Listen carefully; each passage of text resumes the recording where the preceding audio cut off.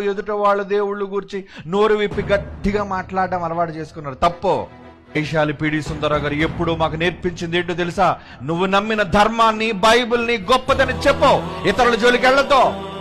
చెప్పండి, ఏ రోజైనా మేము ఏ ఇతర మత గ్రంథాన్ని గాని, ఇతర దైవాలను గాని, దేవతలను గాని ఒక్క మాట అన్నట్టుగా ఎనీ వీడియో చూపించగలరా? నెవర్. అది నేర్పించలేదు మా తండ్రి. ప్రభు చేసిన ఎన్ని బోధల్లో ఏ దేవి దేవతల కోసం మాట్లాడి చెప్పండి. ఆయన 2 రెళ్ళు 4, నీ దగ్గర ఉన్నది బైబిల్. 2 రెళ్ళు 4 అని చెప్పు. 2 రెళ్ళు 3 తప్పు, 2 రెళ్ళు 10 తప్పు, 2 రెళ్ళు 100 తప్పు. ఎందుకు అవన్నీ నీకో? నువ్వు నమ్మిన సత్యం ఏదో చెప్పడం చేత కాకుండా ఎదుటి వాళ్ళ జోలికి వెళ్ళి వాళ్ళ మనోభావాలను దెబ్బతీసి తప్పుగా వాళ్ళని మాట్లాడి కించపరిచి రెచ్చగొట్టి వద్దో. దేవుడు నీ కోసం రాసిన మహాజ్ఞాన సంపద ఇది చెప్పడానికే సమయం సరిపోదండి.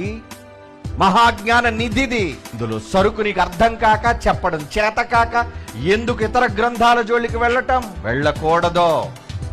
ఎందుకు ఇతర మత గ్రంథాల జోలికి వెళ్ళి పుస్తకాలను పట్టుకుని వాటిని తెరిచి వాటిలో లోపాలు ఉన్నాయని నువ్వు భావించి వాటికి చెప్పి వాళ్ళని రెచ్చగొట్టి వాళ్ళని శత్రువులుగా మార్చుకుని నువ్వు చెప్పే మంచిగా ఎన్నడూ వాడు వినడు, శాశ్వతంగా వినకుండా చేస్తుంది. ఇది అబద్ధ విధానం, ఇది తప్పుడు విధానం. మర్చిపోకండి, సరి చేసుకోవాలి. యేసు ప్రభు నిన్ను సర్వలోకానికి వెళ్ళి చెప్పమంది ఆయన మరణ సమాధి పునరుద్ధానాల కోసం, ఇతర మత గ్రంథాల్లో ఉన్న లోపాల కోసమో నిజాల కోసమో కాదు.